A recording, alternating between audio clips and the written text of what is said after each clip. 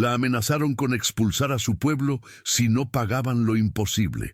Pero cuando salvó a un apache moribundo en las montañas, nadie imaginó que aquel enemigo llevaba los documentos que salvarían a todos y el amor que uniría dos mundos para siempre. El sol del amanecer ya quemaba sin piedad sobre las montañas que rodeaban Santa Clara, pintando de dorado las rocas áridas que una vez fueron verdes pastizales. Isabela Ventura se despertó, como cada mañana de los últimos 3 años, con la garganta seca y el corazón pesado. Sus pies descalzos tocaron el suelo de tierra del pequeño cuarto que compartía con su hermana Lupita, de apenas 14 años, y suspiró al ver las grietas que se abrían cada día más en las paredes de adobe. «Buenos días, mamacita», murmuró Lupita, desperezándose en el petate donde dormía. A pesar de la juventud, sus ojos ya cargaban la tristeza de quien ha visto partir a demasiados vecinos en busca de tierras que aún dieran fruto. «Buenos días, mi niña», respondió Isabela, acariciando los cabellos revueltos de su hermana. Sus propias trenzas negras, siempre perfectamente peinadas antes del alba, enmarcaban un rostro donde los pómulos marcados hablaban de comidas escasas, pero donde los ojos verdes aún brillaban con una determinación férrea. El abuelo Teodoro tosió desde el cuarto contiguo, un sonido áspero que se había vuelto constante desde que la enfermedad se instaló en sus pulmones. Isabela preparó rápidamente una infusión de gordolobo y manzanilla, sus manos callosas trabajando con la precisión de quien ha mezclado hierbas desde niña. «Bebe esto, abuelito», le dijo con ternura sosteniendo la taza mientras él bebía a sorbos pequeños. El anciano, que en sus buenos tiempos había sido el mejor tejedor de Santa Clara, ahora parecía un ave frágil entre las mantas desgastadas. «Ese Morales va a volver, mija», murmuró el abuelo, sus ojos nublados pero aún alerta. «Ten cuidado con ese hombre. He visto su tipo antes. Devoran todo lo que tocan». Isabela asintió, sintiendo cómo se le hacía un nudo en el estómago. El capitán Morales había llegado la semana anterior con sus soldados, hombres de rostros duros y uniformes sucios, que montaban caballos bien alimentados mientras los niños del pueblo los miraban con hambre evidente. Su voz áspera aún resonaba en los oídos de todos los habitantes. «Una semana. Tienen una semana para conseguir el dinero o se largan de aquí para siempre». La cantidad que exigía era imposible. 1,000 pesos mexicanos por familia, cuando la mayoría apenas tenía centavos para comprar masa para las tortillas. Era como pedirles que arrancaran estrellas del cielo con las manos. Salió de la casa para iniciar su rutina diaria, caminando por las calles polvorientas donde antes corrían arroyos cristalinos. Las casas de adobe mostraban ventanas cerradas, muchas con tablones clavados que indicaban abandono. De las 30 familias que alguna vez llamaron hogar a Santa Clara, apenas quedaban 8, todas demasiado pobres para irse o demasiado tercas para rendirse. «Isabela, Isabela», la llamó doña Carmen desde la puerta de su casa, secándose las manos en el delantal. Era una mujer robusta que había perdido la mitad de su peso durante la sequía, pero que mantenía el espíritu fuerte. «¿Tienes algo para el dolor de espalda de mi Ramón? Ayer se lastimó moviendo las piedras del pozo». «Claro que sí, doña Carmen», respondió Isabela, sacando de su bolsa de cuero una pequeña botella de aceite de árnica mezclado con chile piquín. «Que se lo frote por las noches, y si el dolor persiste, tráigamelo para que le haga unas sobadas». La mujer mayor le ofreció un puñado de frijoles secos a cambio, prácticamente todo lo que tenía, pero Isabela rechazó el pago con gentileza. «Guárdeselos para su familia, doña Carmen. Cuando llueva otra vez y tengamos buenas cosechas, ya me pagará». Las lágrimas aparecieron en los ojos de la mujer. «Que Dios te bendiga, hija. Eres la única esperanza que nos queda en este pueblo». Isabela continuó su camino hacia las montañas, donde crecían las últimas hierbas medicinales que resistían la sequía. Llevaba un morral de fibra de maguey, tejido por su difunta madre, y una cantimplora con el agua preciosa que racionaba cuidadosamente. Sus guaraches de cuero crujían contra las rocas mientras subía por el sendero serpenteante que conocía desde niña. Las montañas guardaban silencio, un silencio que pesaba como losa. Antes, estos cerros resonaban con el canto de sensontes y el murmullo de cascadas escondidas. Ahora solo se escuchaba el viento seco arrastrando tierra entre las piedras. Mientras buscaba ramas de palo azul entre las grietas de las rocas, Isabela pensó en su madre, que había partido 5 años atrás, víctima de una fiebre que ninguna hierba pudo curar. María Elena Ventura había sido la curandera más respetada de 3 pueblos, una mujer que podía sanar tanto el cuerpo como el espíritu con sus manos benditas. «Hija», le había dicho en su lecho de muerte, «las plantas son como las personas. Algunas resisten las tormentas más terribles, otras se marchitan con la primera helada, pero todas, absolutamente todas, tienen algo que ofrecer si sabes cómo pedírselo». Isabela había heredado ese don, esas manos que parecían escuchar lo que necesitaba cada cuerpo doliente. Pero heredar el don también significó heredar la responsabilidad. Era la única curandera que quedaba en la región, y cada día llegaban más enfermos de pueblos lejanos, gente desesperada que caminaba días enteros para buscar alivio. El sol ya estaba alto cuando encontró lo que buscaba. Un pequeño manantial escondido entre las rocas, donde crecían hierbas que no existían en ningún otro lugar. Hierba del golpe, para los moretones, manzanilla cimarrona, para los nervios alterados, toronjil de monte, para los corazones adoloridos. Mientras llenaba cuidadosamente su morral, un movimiento inesperado captó su atención. 2 zopilotes volaban en círculos descendentes sobre una zona rocosa más arriba, señal inequívoca de que algo había muerto o estaba muriendo. Isabela trepó con cuidado hacia donde señalaban las aves carroñeras, siguiendo un sendero casi invisible entre los matorrales espinosos. Lo que encontró la dejó sin aliento.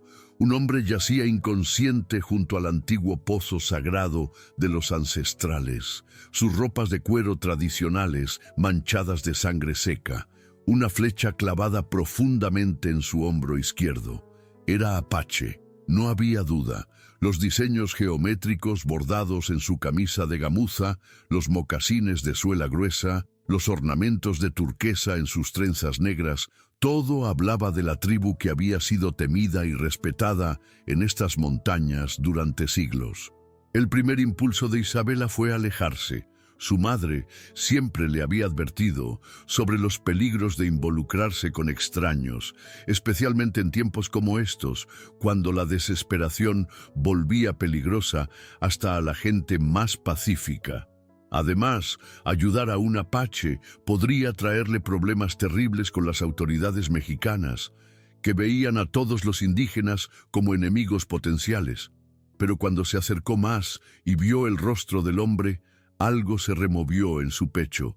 Era joven, tal vez de su misma edad, con facciones nobles que la enfermedad y el dolor no habían logrado ensombrecer completamente. Su respiración era laboriosa pero constante, y cuando Isabela tocó su frente, sintió la fiebre que comenzaba a apoderarse de su cuerpo. «Las plantas son como las personas», escuchó la voz de su madre en el viento. «Todas tienen algo que ofrecer si sabes cómo pedírselo». «No puedo dejarte aquí para que mueras», murmuró, tomando una decisión que cambiaría su vida para siempre. Arrastrar a un hombre inconsciente montaña abajo fue la tarea más difícil que Isabela había enfrentado en su vida. Cada paso era una lucha contra el peso, contra las piedras sueltas que amenazaban con hacerlos rodar a ambos hacia el precipicio, contra el tiempo que se escapaba mientras la fiebre del apache subía peligrosamente. Usó su rebozo para improvisar una especie de carga, amarrando al herido de manera que pudiera arrastrarlo sin lastimarlo más. Sus manos se llenaron de ampollas, sus rodillas se desollaron contra las rocas, pero siguió bajando paso a paso, deteniéndose solo para darle sorbos de agua y verificar que siguiera respirando.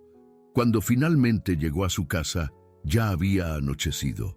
Lupita la esperaba en la puerta con los ojos hinchados de llorar.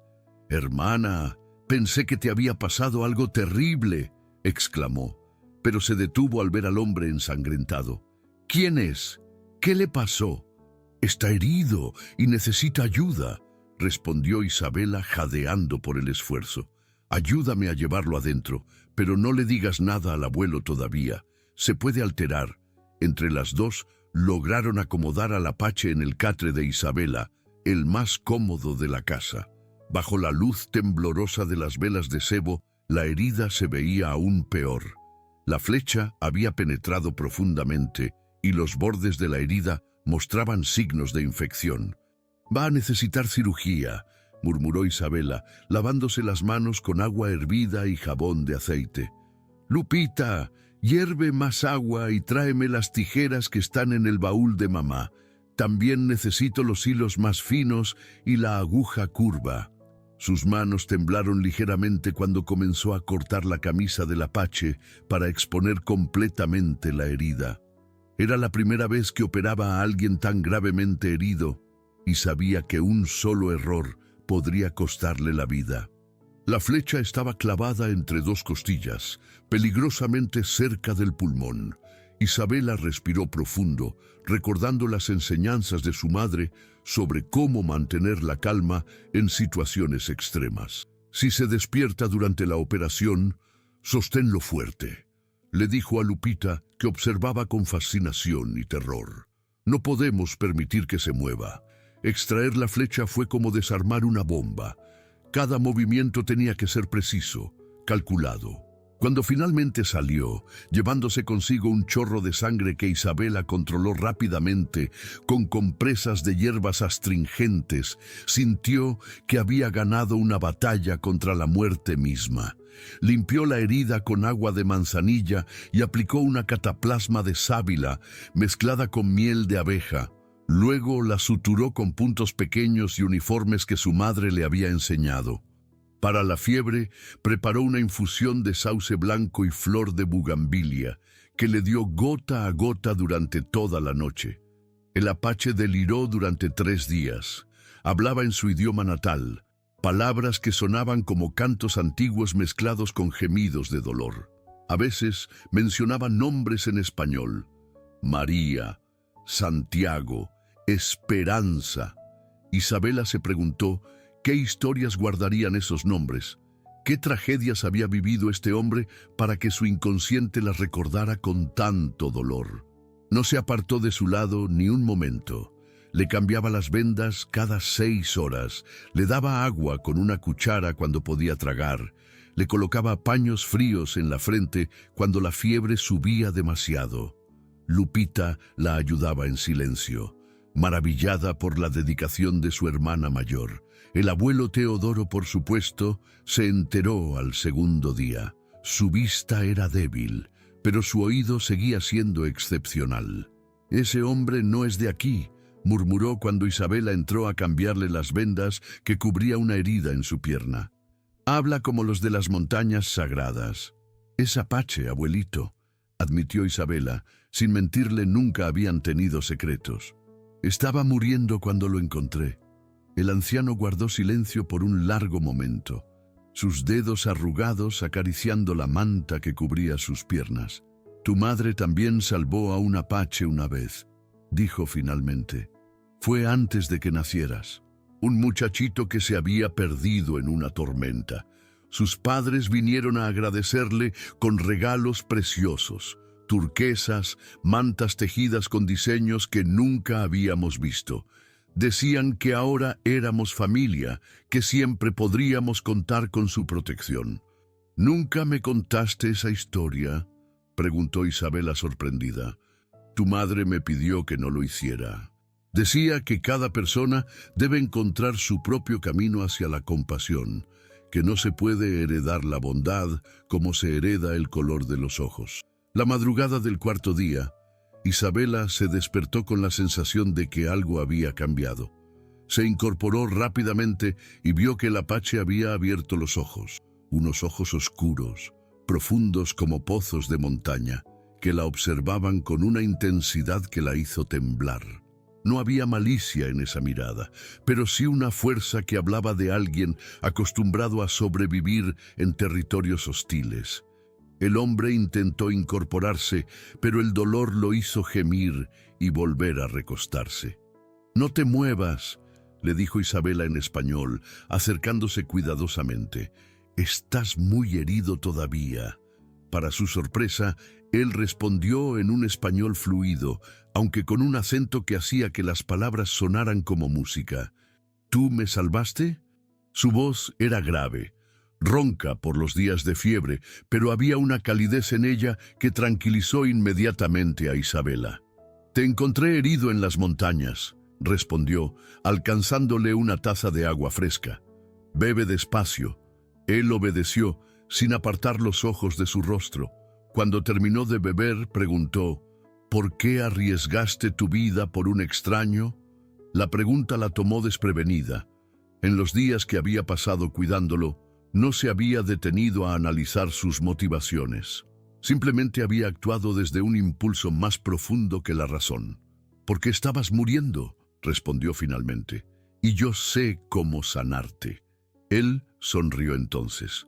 Una sonrisa que transformó completamente su rostro, revelando la gentileza que se escondía bajo la apariencia de guerrero.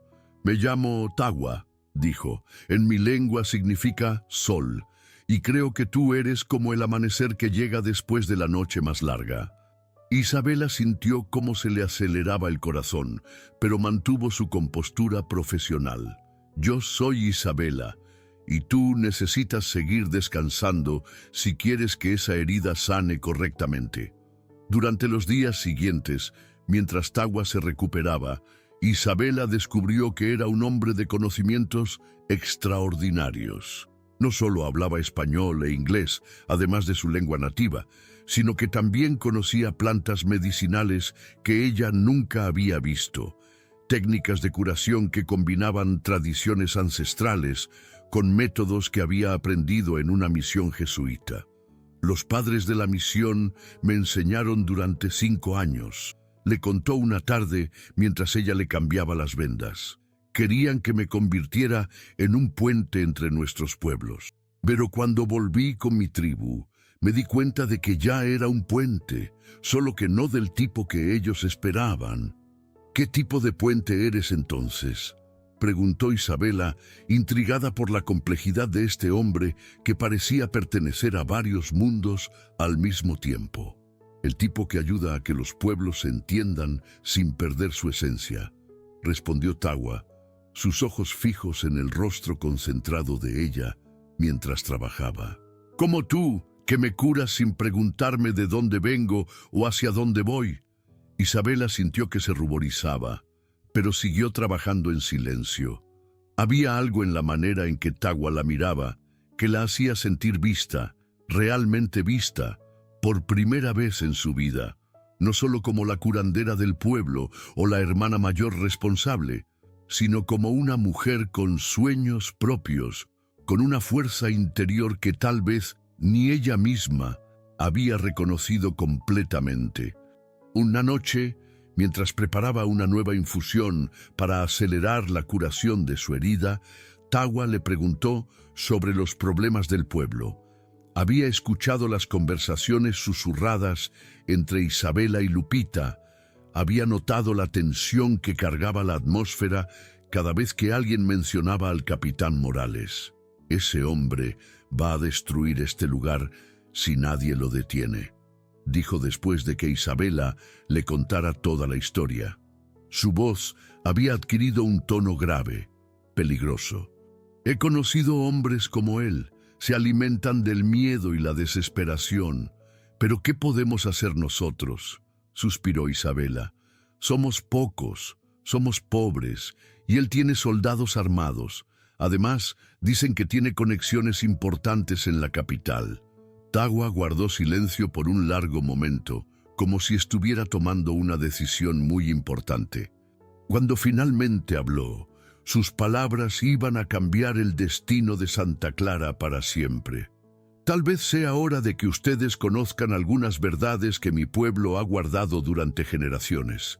La recuperación de Tagua fue sorprendentemente rápida. Sus conocimientos médicos, combinados con las habilidades curanderas de Isabela, crearon una sinergia que aceleró la sanación de manera casi milagrosa. Al 7º día ya podía caminar por la casa sin ayuda, aunque Isabela insistía en que mantuviera el brazo en cabestrillo para proteger la herida. Era durante estas caminatas que Tagua observaba todo con ojos de estratega militar. Notaba cada ventana, cada puerta, cada rincón desde donde alguien podría atacar.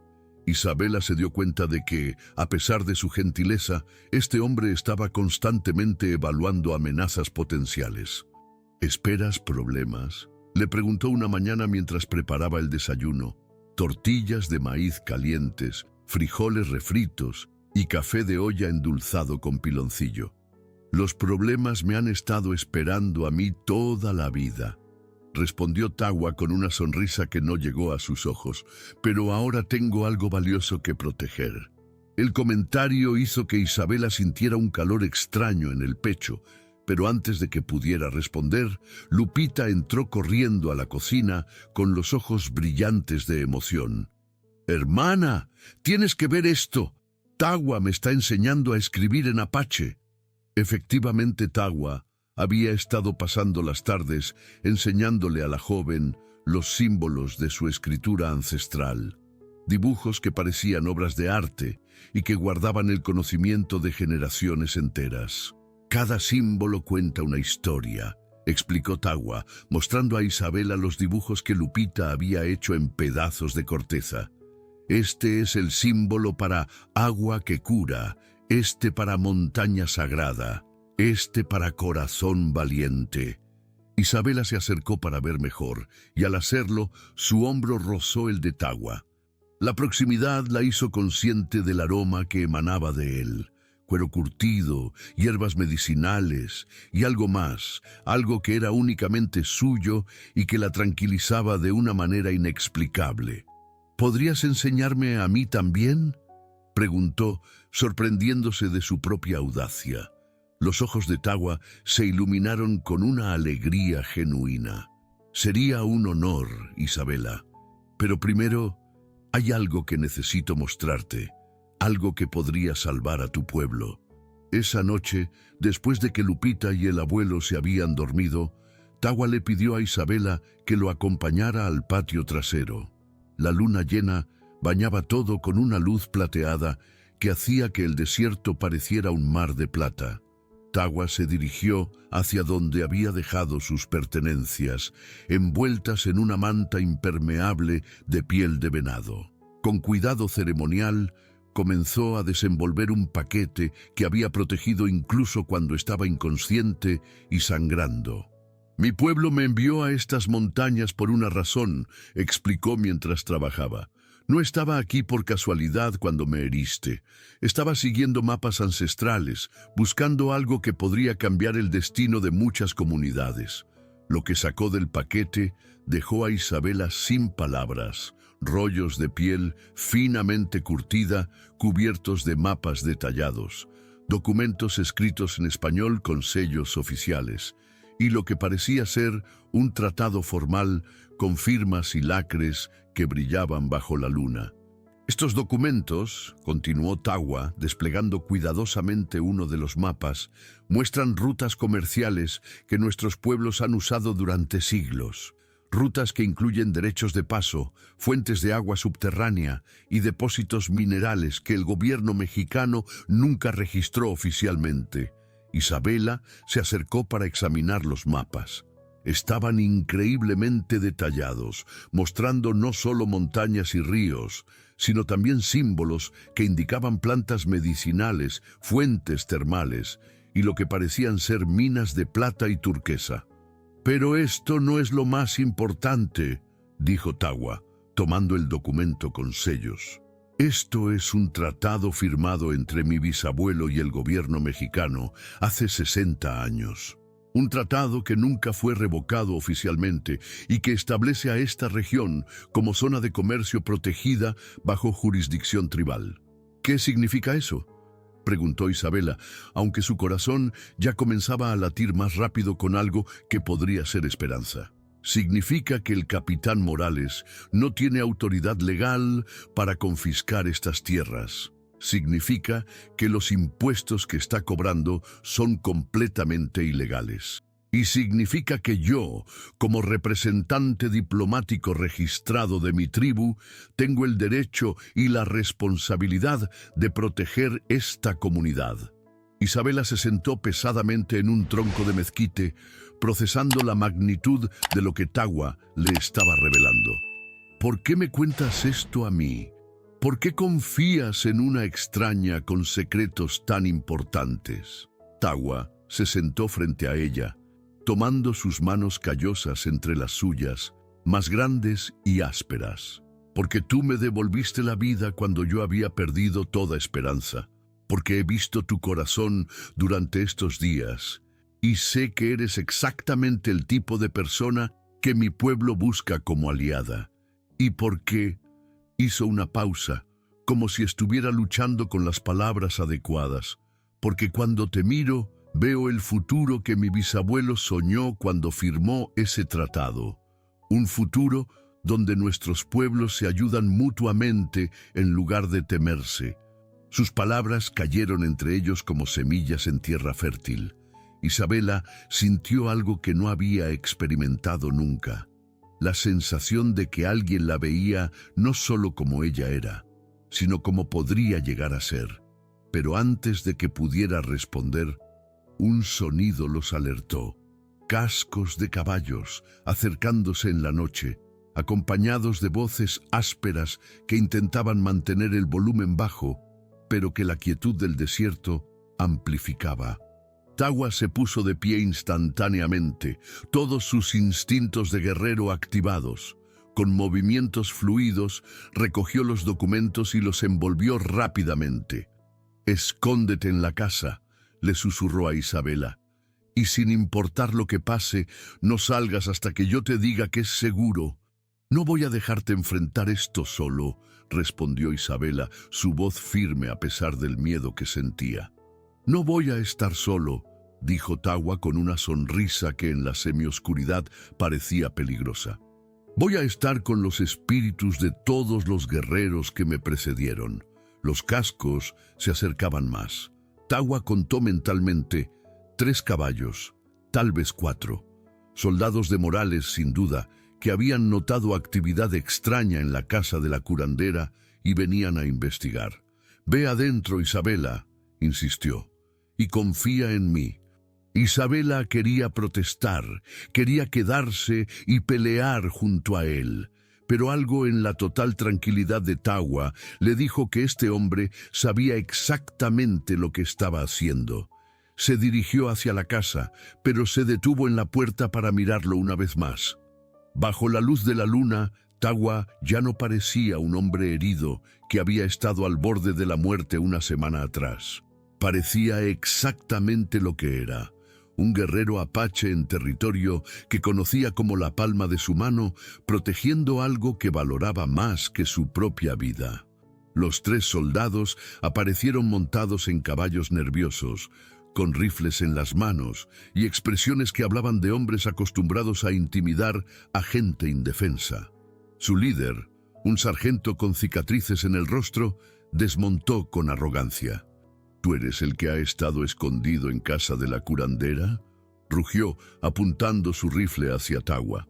«El capitán Morales quiere saber qué hace un apache en territorio mexicano». Tagua permaneció inmóvil, con las manos visibles pero relajadas a los costados. «Soy un huésped de esta familia y un representante diplomático de mi tribu», respondió en español perfecto, su voz calmada pero con un matiz de autoridad que hizo que los caballos de los soldados se pusieran nerviosos. ¿Con qué autoridad interrumpen la paz de esta casa? El sargento se rió con crueldad. La única autoridad que necesitamos, dijo, amartillando su rifle. Ahora ven con nosotros voluntariamente o te llevamos a rastras. Lo que pasó después fue tan rápido que Isabela, observando desde la ventana, apenas pudo seguir los movimientos. Tagua se movió como agua, fluido y letal. En un momento estaba de pie con las manos vacías. Al siguiente había desarmado al sargento y lo tenía en el suelo con una llave de brazo que le impedía gritar. Los otros dos soldados intentaron reaccionar, pero Tagua ya se había movido de nuevo, usando la oscuridad y su conocimiento del terreno para aparecer donde no lo esperaban. En menos de 2 minutos, los 3 hombres estaban inconscientes, atados con sus propias riendas, y sus caballos pastaban tranquilamente cerca del pozo. Tagua no los había matado, pero era evidente que pasarían varias horas antes de que despertaran y varias más antes de que pudieran liberarse. Cuando Isabela salió de la casa, encontró a Tagua cargando a los soldados uno por uno y acomodándolos cuidadosamente contra un árbol, como si fueran huéspedes borrachos que necesitaran un lugar cómodo para dormir. ¿Cómo hiciste eso?, preguntó asombrada. Mi pueblo ha sobrevivido en estas montañas durante 1000 años porque sabemos cuándo pelear y cuándo usar la astucia, respondió Tagua, revisando que los soldados estuvieran respirando bien. Además, estos hombres están acostumbrados a intimidar a familias indefensas, no a enfrentar a alguien que puede pelear de vuelta. ¿Qué vamos a hacer ahora? Cuando no regresen, Morales sabrá que algo pasó aquí. Tagua sonrió, y esta vez su sonrisa tenía algo salvaje, algo que hablaba de planes que se estaban desarrollando en su mente. Ahora es cuando tu pueblo va a conocer la diferencia entre ser víctimas y ser aliados. Mañana temprano voy a presentarme formalmente ante el capitán Morales como lo que soy, un representante diplomático con documentos que pueden destruir su pequeño imperio de corrupción. ¿No es demasiado peligroso? La vida siempre es peligrosa, Isabela. La diferencia está en si arriesgas tu vida por algo que vale la pena. Esa noche ninguno de los dos durmió. Pasaron las horas planeando, hablando, conociendo las historias de sus respectivas vidas. Isabela le contó sobre su madre, sobre las responsabilidades que había cargado desde tan joven, sobre los sueños que había tenido que dejar de lado para cuidar a su familia. Tagua le habló de su pueblo, de las tradiciones que cargaba sobre los hombros, de la constante lucha entre preservar su cultura y adaptarse a un mundo que cambiaba constantemente. Le contó sobre la misión jesuita, donde había aprendido que el conocimiento no tenía fronteras culturales, y sobre su regreso a la tribu, donde había entendido que su función era ser un puente entre mundos. Cuando el amanecer comenzó a pintar las montañas de rosa y dorado, ambos sabían que algo fundamental había cambiado entre ellos. No solo eran una curandera y un guerriero que se habían ayudado mutuamente, eran aliados, socios en algo más grande que cualquiera de los dos por separado. Y mientras Tagua se preparaba para enfrentar al capitán Morales, Isabela se preparaba para convertirse en algo que nunca había imaginado. La líder que Santa Clara necesitaba para sobrevivir. El capitán Morales llegó a Santa Clara con 10 soldados, el doble de su escolta usual. Su rostro, siempre duro, mostraba una furia contenida que hablaba de un hombre acostumbrado a salirse con la suya y furioso por cualquier oposición. Sus botas altas golpeaban el suelo polvoriento con pasos que sonaban como amenazas. Tagua lo esperaba en el centro del pueblo, vestido con una combinación extraordinaria, pantalones de cuero tradicional apache, pero con una camisa blanca formal y un chaleco bordado que Isabela había terminado de coser esa madrugada. En su pecho llevaba un medallón de plata que identificaba su rango diplomático. y en sus manos sostenía un rollo de documentos que brillaban con lacres oficiales. Los habitantes de Santa Clara se habían congregado a una distancia prudente. Isabela estaba en primera fila, con Lupita tomada de su mano y el abuelo Teodoro sentado en una silla que habían llevado para la ocasión. Doña Carmen, don Ramón y las otras 5 familias que quedaban en el pueblo observaban con una mezcla de esperanza y terror.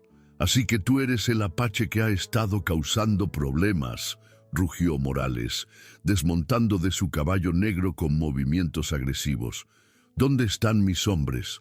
Tagua permaneció inmóvil, con la serenidad de alguien que ha aprendido que la verdadera fuerza viene de la tranquilidad interior.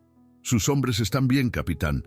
Están descansando después de haber aprendido algunas lecciones sobre cortesía y respeto», respondió en español perfecto, con un acento que hacía que cada palabra sonara musical. «Pero me alegra que esté aquí. Tenemos asuntos importantes que discutir». «No tengo nada que discutir con un salvaje», gritó Morales, llevando la mano a su pistola. «Te voy a arrestar por agredir a soldados mexicanos». «Capitán Morales», dijo Tagua, desenrollando uno de sus documentos con gestos ceremoniosos. «Mi nombre es Tagua del Clan del Sol, representante diplomático oficialmente registrado de la nación Apache. Y según este tratado firmado en 1865 entre mi bisabuelo y el gobierno mexicano, esta región está bajo protección tribal conjunta». Morales se acercó a examinar el documento, y Tagua pudo ver el momento exacto en que la arrogancia del capitán comenzó a transformarse en incertidumbre. Los sellos eran auténticos, las firmas estaban verificadas y el papel tenía la calidad y el deterioro que hablaban de un documento genuino de 60 años de antigüedad. Esto no puede ser válido», murmuró Morales, pero su voz había perdido parte de su fuerza. «Oh, pero sí lo es», respondió Tagua, sacando otro documento. «Y según este registro, los impuestos que usted ha estado cobrando no solo son ilegales, sino que constituyen un acto de guerra contra una nación protegida por tratado internacional». Isabela observaba fascinada cómo Tagua manejaba la situación. No había agresión en su postura, no había amenazas directas, pero cada palabra estaba cargada de un poder que hacía que hasta los soldados de Morales parecieran nerviosos. «Además», continuó Tagua produciendo un tercer documento, «tengo aquí evidencia de que usted ha estado desviando fondos públicos para enriquecer a asociados privados, utilizando amenazas de violencia para extorsionar a comunidades legalmente protegidas». Esta vez fue Morales quien perdió el color.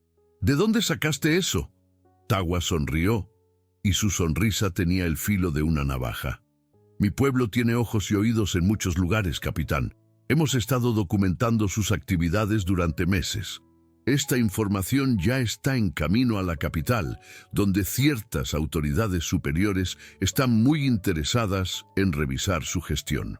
Por primera vez desde que había llegado a Santa Clara, Morales parecía verdaderamente desconcertado. Había venido esperando intimidar a unos cuantos campesinos pobres y se encontraba enfrentando a alguien que claramente había planeado este momento con cuidado militar. «¡Esto es una conspiración!», gritó finalmente.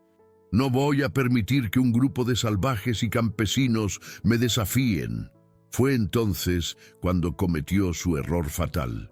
En lugar de retirarse y buscar asesoría legal, decidió apostar todo a una última demostración de fuerza.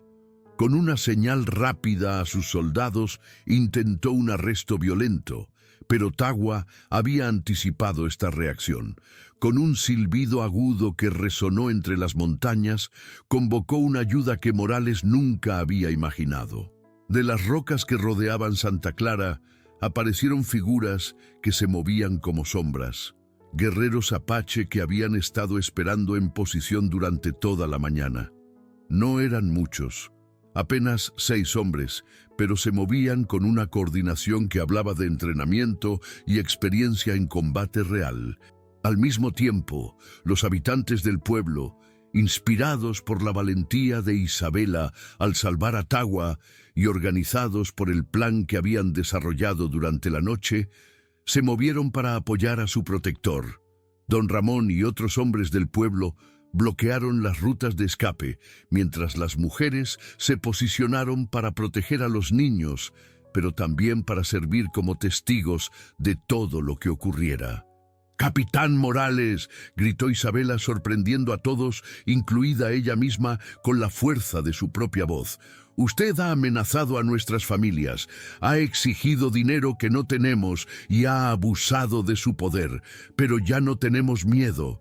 Su declaración fue como una señal. Una por una, las otras familias comenzaron a hablar, contando sus experiencias con la corrupción de Morales, describiendo las amenazas que habían recibido, revelando la red de extorsión que el capitán había estado operando. Morales se dio cuenta de que estaba rodeado no solo físicamente, sino legalmente. Los documentos de Tagua eran auténticos, las acusaciones de la gente eran verificables y su posición se estaba volviendo insostenible. Pero un hombre desesperado es un hombre peligroso. En lugar de rendirse, Morales decidió apostar a una carta final: el terror. «Si no pueden intimidarlos a ustedes, intimidaré a alguien que sí les importe», gritó, montando rápidamente en su caballo. «¡García! ¡Rodríguez! ¡Traigan a la niña!». Isabela sintió que el mundo se detenía cuando vio a 2 soldados avanzar hacia donde estaba Lupita. Su hermana menor, de apenas 14 años, retrocedió asustada, pero los soldados eran más rápidos. «¡Lupita!», gritó Isabela. Pero antes de que pudiera moverse, Tagua ya estaba en acción. Lo que siguió fue una demostración de por qué los Apache habían sido respetados como guerreros durante siglos. Tagua se movió como un huracán, usando no solo su fuerza física, sino también su conocimiento íntimo del terreno y su capacidad para anticipar los movimientos de sus enemigos. Neutralizó a los 2 soldados que amenazaban a Lupita en segundos. Luego se dirigió hacia Morales con una velocidad que parecía desafiar las leyes de la física. El capitán intentó huir, pero su caballo, asustado por el tumulto, se encabritó y lo derribó. Cuando el polvo se asentó, Morales estaba en el suelo, desarmado y rodeado. Sus soldados, viendo que su líder había caído y enfrentando a guerreros apache genuinos, decidieron sabiamente rendirse en lugar de luchar. Pero Tagua no había terminado. Con una serenidad que contrastaba dramáticamente con la violencia de los minutos anteriores, se acercó a Morales y le habló en voz baja, lo suficientemente alta para que todos pudieran escuchar. «Capitán, según las leyes tanto mexicanas como tribales, usted ha cometido actos de agresión contra una comunidad protegida, ha intentado secuestrar a una menor y ha operado un esquema de extorsión que afecta a ciudadanos mexicanos bajo protección tribal. Podría ejecutarlo aquí mismo y estar completamente dentro de mis derechos legales». Morales temblaba, ya no el hombre arrogante que había llegado esa mañana. «Pero», continuó Tagua, «mi pueblo cree en la justicia, no en la venganza. Va a ser entregado a las autoridades superiores que ya vienen en camino desde la capital.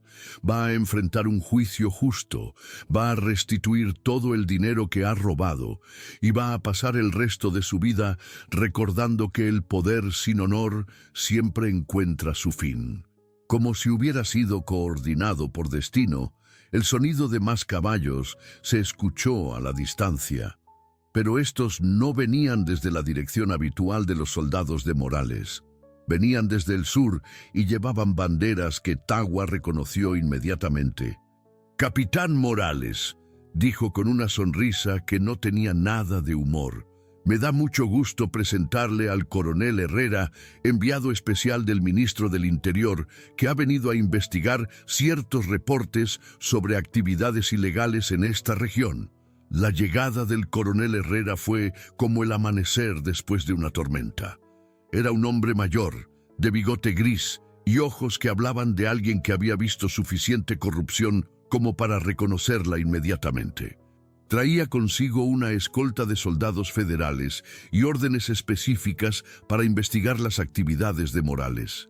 Cuando Tagua le presentó los documentos que había recopilado, cuando los habitantes de Santa Clara testificaron sobre los abusos que habían sufrido, cuando las cuentas financieras de Morales fueron examinadas, el destino del capitán corrupto quedó sellado.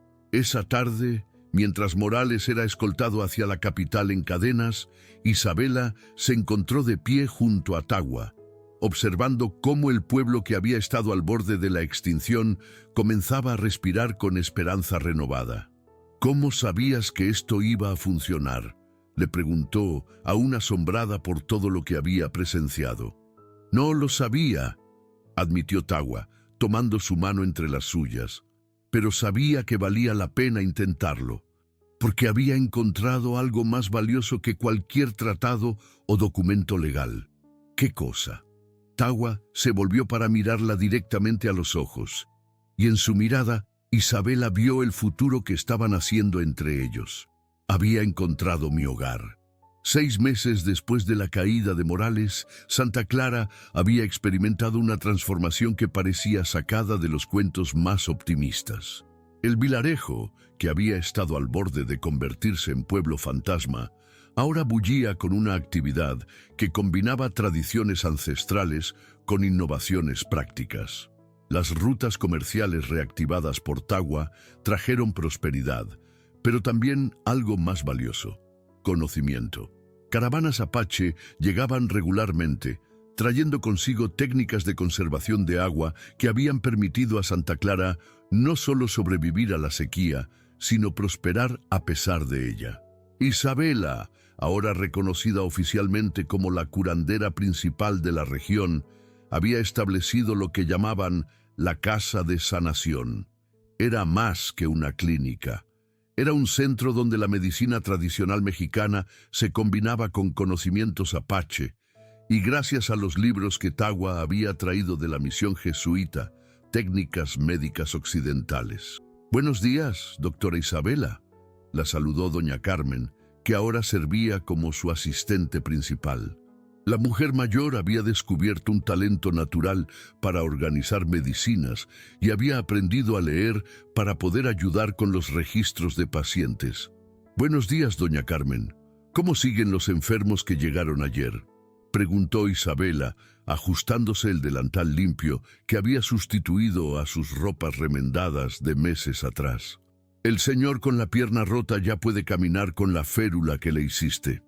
Y la señora con la fiebre dice que tu té de hierbas es milagroso», respondió doña Carmen con orgullo. Era evidente que disfrutaba ser parte de algo más grande que la simple supervivencia. Por las ventanas de la Casa de Sanación se podía ver el nuevo Santa Clara que estaba emergiendo. Las casas abandonadas habían sido reparadas y reocupadas por familias que habían regresado al saber que había trabajo y seguridad. Los campos, irrigados por un sistema de acequias que combinaba ingeniería mexicana tradicional con técnicas apache de manejo de agua, mostraban cultivos verdes que contrastaban dramáticamente con el marrón del desierto circundante. Tagua aparecía cada mañana al amanecer, como había hecho religiosamente durante los últimos meses. Ya no era solo el guerrero herido que Isabela había salvado, ni tampoco solo el diplomático que había rescatado al pueblo. Se había convertido en algo nuevo, un hombre que había encontrado su lugar en el mundo al encontrar a la mujer que completaba su alma. «¿Lista para otra aventura?», le preguntó con esa sonrisa que siempre hacía que el corazón de Isabela se acelerara. Habían desarrollado la costumbre de caminar juntos cada mañana hacia las montañas, donde Tagua le enseñaba a identificar plantas medicinales que no crecían en territorio mexicano, mientras Isabela compartía secretos curativos que su madre le había transmitido. Pero estas caminatas se habían convertido en algo más íntimo, momentos donde dos personas que venían de mundos diferentes descubrían que el amor podía ser un territorio nuevo que explorar juntos. «Siempre», respondió Isabela tomando el morral donde llevaba sus herramientas de recolección. Mientras caminaban por el sendero serpenteante, Tagua le contó sobre las noticias que había recibido de su tribu. El éxito del proyecto en Santa Clara había inspirado iniciativas similares en otras regiones, creando una red de cooperación que estaba cambiando la manera en que las comunidades indígenas y mexicanas se relacionaban. «Mi tío, el jefe de la tribu, quiere conocerte», le dijo mientras se detenían junto al pozo sagrado donde todo había comenzado.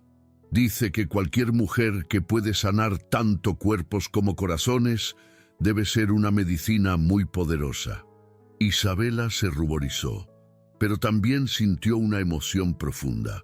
Ser aceptada por la familia de Tagua significaba más que cualquier reconocimiento oficial. «¿Y qué le dijiste?» «Le dije que estaba enamorado de una curandera que tiene el corazón más grande que conozco y que esperaba poder convencerla de que se casara conmigo».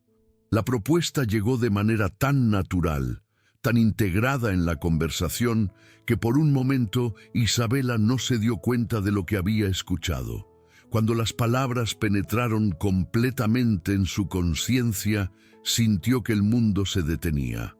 «Tagua, sé que venimos de mundos diferentes», continuó él tomando sus manos. «Sé que hay desafíos que enfrentar, tradiciones que combinar, idiomas que aprender, pero también sé que cuando te miro, veo el futuro que quiero construir. Veo una familia que será puente entre culturas. Veo hijos que crecerán sabiendo que la diversidad es fortaleza.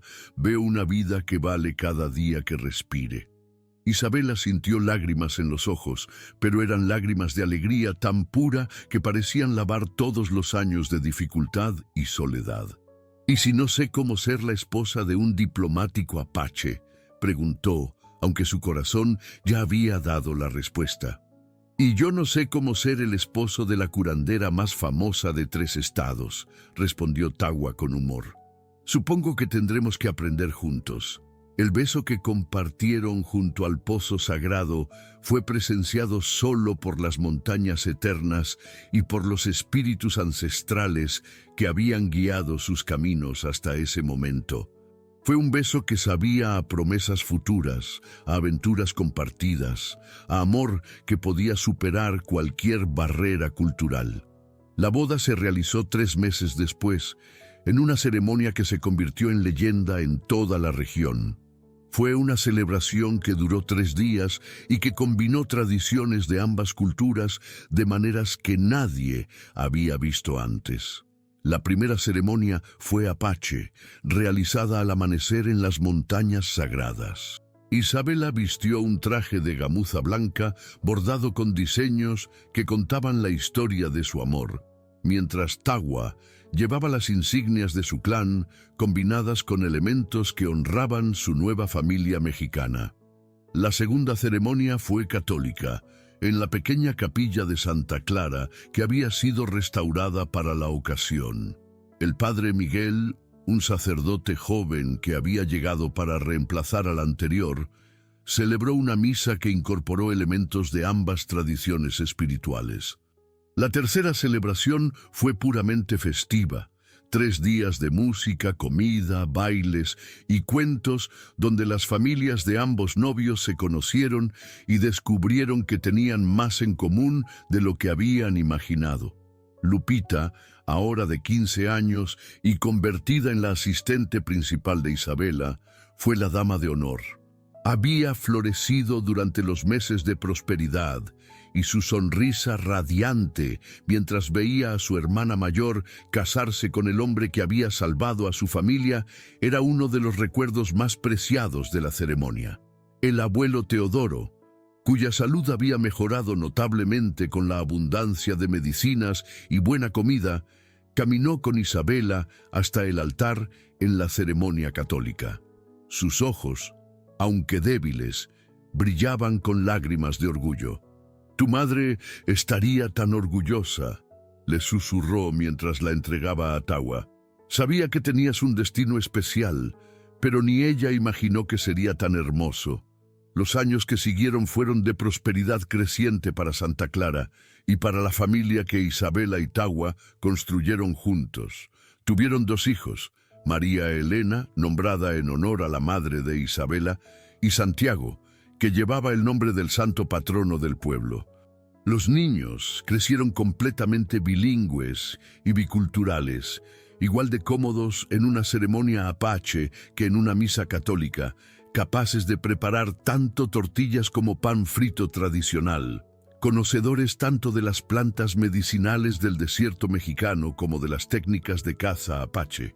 Santa Clara se convirtió en un modelo de cooperación intercultural que atrajo visitantes de todo México y el suroeste de Estados Unidos. Antropólogos, médicos, diplomáticos y comerciantes llegaban para estudiar cómo 2 culturas tan diferentes habían logrado no solo coexistir, sino crear algo nuevo y más fuerte que la suma de sus partes. Isabela estableció una escuela donde enseñaba tanto medicina tradicional como técnicas modernas. Sus estudiantes venían de ambas culturas, y muchos se convertían en puentes similares al que ella y Tawa habían construido. Tawa se convirtió en un mediador oficial entre el gobierno mexicano y diversas tribus indígenas, ayudando a establecer acuerdos que protegían tanto los derechos tradicionales como los intereses modernos. Su trabajo llevó a la creación de la primera zona de cooperación intercultural oficialmente reconocida en Norteamérica. Pero más allá de todos los reconocimientos oficiales y los éxitos diplomáticos, lo que más valoraban era la vida simple que habían construido juntos. Las mañanas caminando por las montañas, recolectando hierbas. Las tardes enseñando a sus hijos las historias de ambas culturas. Las noches planeando nuevos proyectos para beneficiar a las comunidades que ahora los consideraban familia. Una tarde, 15 años después de su primer encuentro, Isabela y Tawa se sentaron en el mismo lugar donde él había aparecido herido y moribundo. Sus hijos jugaban cerca del pozo sagrado. María Elena, de 14 años, enseñando a su hermano menor a identificar plantas medicinales. ¿Alguna vez imaginaste que esa flecha que casi te mata te llevaría a tu mayor bendición?, preguntó Isabela, apoyando su cabeza en el hombro de su esposo. Mi abuela siempre decía que los espíritus tienen maneras extrañas de guiarnos hacia nuestro destino, respondió Tawa, acariciando los cabellos de su esposa, ahora salpicados de algunas canas que solo la hacían más hermosa a sus ojos. Pero nunca imaginé que mi destino sería tan perfecto. ¿Perfecto?, se rió Isabela. ¿Con todas las dificultades que hemos enfrentado? ¿Con todos los desafíos culturales, los malentendidos, las noches sin dormir cuidando enfermos? Especialmente por eso, respondió Tawa besando su frente, porque construimos algo real, algo que puede soportar tormentas, porque nuestros hijos van a crecer sabiendo que el amor puede superar cualquier diferencia, porque cambiamos no solo nuestras vidas, sino las vidas de todos los que nos rodean. Esa noche, mientras preparaban la cena familiar, María Elena les preguntó algo que los hizo reír. «Mami, papi, ¿cómo sabían que se iban a casar cuando apenas se conocían?» Isabela y Tawa intercambiaron una mirada llena de recuerdos compartidos. «No lo sabíamos, mi amor», respondió Isabela, «pero sabíamos que lo que sentíamos era especial y decidimos ser valientes».